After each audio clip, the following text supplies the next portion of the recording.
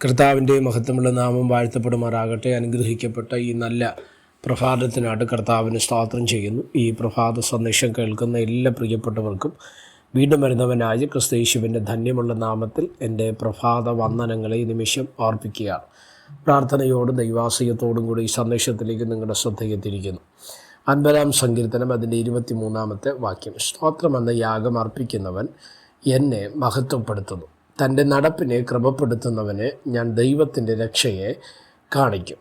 ഈ വാക്യങ്ങൾക്കാണ് ദൈവത്തിന് സ്തോത്രം ചെയ്യുകയാണ്. ആസാഫ് എന്ന ദൈവമനുഷ്യനാൽ രചിക്കപ്പെട്ട അനുഗ്രഹീതമായ ഒരു സങ്കീർത്തന ഭാഗമാണ് നമ്മൾ ഇന്ന് പ്രഭാതത്തിൽ വായിപ്പാൻ തക്കവണ്ണം ഇടവരുന്നത്. നമുക്ക് ആ ഭാഗം വായിക്കുമ്പോൾ ഇങ്ങനെ കാണുന്നുണ്ട്: സ്തോത്രം എന്ന യാഗം അർപ്പിക്കുന്നവൻ ദൈവത്തിന് ഇല്ലെങ്കിൽ എന്നെ മഹത്വപ്പെടും, ദൈവത്തിന് മഹത്വം കൊടുക്കുന്നു അല്ലേ എന്നൊരു പ്രയോഗത്തെ നമുക്കവിടെ കാണാൻ കഴിയും. എന്തുവാ?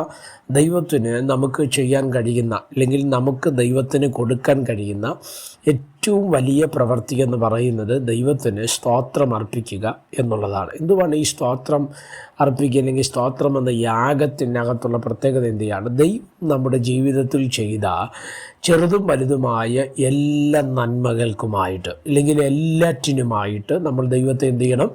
സ്തോത്രം ചെയ്യണം. തെസ്സലോനിക്കർക്ക് എഴുതിയ 1-ാം ലേഖനത്തിൻ്റെ 5-ാം അധ്യായം 12 മുതലുള്ള വാക്യങ്ങൾ നമ്മൾ പരിശോധിക്കുമ്പോൾ 3 കാര്യങ്ങൾ സ്തോത്രം പറയുകയാണ്. കണ്ടിന്യൂവേഷനായിട്ട് അല്ലെങ്കിൽ ഒരു ക്രിസ്ത്യാനി അല്ലെങ്കിൽ കർത്താവിനെ അനുഗമിക്കുന്ന ഒരു വ്യക്തി എപ്പോഴും ചെയ്തുകൊണ്ടിരിക്കേണ്ട, ഒരിക്കലും നിർത്താതെ ചെയ്തുകൊണ്ടിരിക്കേണ്ട ഒരു പ്രവൃത്തിയെ അവിടെ നമുക്ക് കാണാൻ കഴിയില്ലേ? അവിടെ എന്താ പറയുന്നത്? എപ്പോഴും സന്തോഷിപ്പിൻ, ഇടവിടാതെ പ്രാർത്ഥിപ്പിൻ, എല്ലാറ്റിനും സ്തോത്രം ചെയ്യുവിൻ. അപ്പം അവിടെയും പറയുന്നൊരു കാര്യമുണ്ട്, എന്തിനാണ് സ്തോത്രം ചെയ്യേണ്ടത്? അപ്പോൾ നമ്മൾ പലപ്പോഴും നമുക്ക് ദൈവം ചെയ്ത നന്മകൾക്കായിട്ട് നമ്മൾ സ്തോത്രം ചെയ്യാറുണ്ട്. അതൊരു പോസിറ്റീവ് ആക്ഷനാണ്. നന്മകൾക്കായിട്ട് നമുക്ക് തന്ന വീടിനായി, നമുക്ക് തന്ന കുടുംബം, നമുക്ക് തന്ന തലമുറ, നമുക്ക് തന്ന സമ്പത്ത്, വാഹനം, ശുശ്രൂഷ, സഭ, ആത്മീക ഭൗതിക മേഖലകൾ ഒക്കെ നമ്മൾ അതിനെയൊക്കെ ഓർത്ത് ദൈവത്തിന് സ്തോത്രം ചെയ്യുന്നു. എല്ലാവരും സ്തോത്രം ചെയ്യുകയും വേണം. എന്നാൽ ഇവിടെ പറയുന്ന എല്ലാറ്റിനും സ്തോത്രം ചെയ്യുവിനെന്ന് പറയുന്നതിൻ്റെ അർത്ഥം എന്താണ്?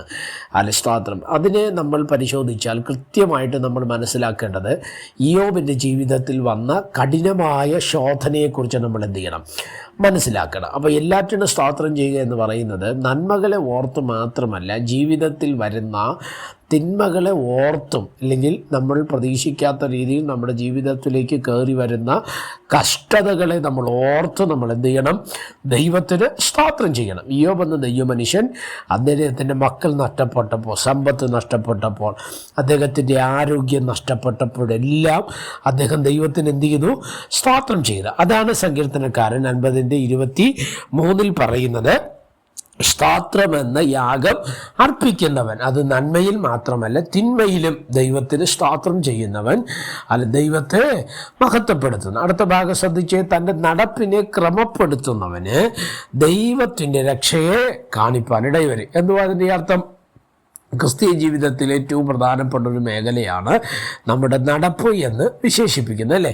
നമ്മുടെ നടപ്പ് എങ്ങനെയായിരിക്കണം? നമ്മുടെ നടപ്പ് വേദപുസ്തകം നമ്മളെ പഠിപ്പിക്കുമ്പോൾ ഒരു പ്രാഥമിക ക്രിസ്തീയ ജീവിതത്തിൽ നമ്മൾ മനസ്സിലാക്കേണ്ട ഒരു ഭാഗമാണ് 1-ാം സങ്കീർത്തനം അല്ലേ? എന്തുവാ? ദുഷ്ടന്മാരുടെ ആലോചന പ്രകാരം നടക്കാതെയും പാപികളുടെ വഴിയിൽ നിൽക്കാതെ പരിഹാസികളുടെ ഇരിപ്പിടത്തിൽ.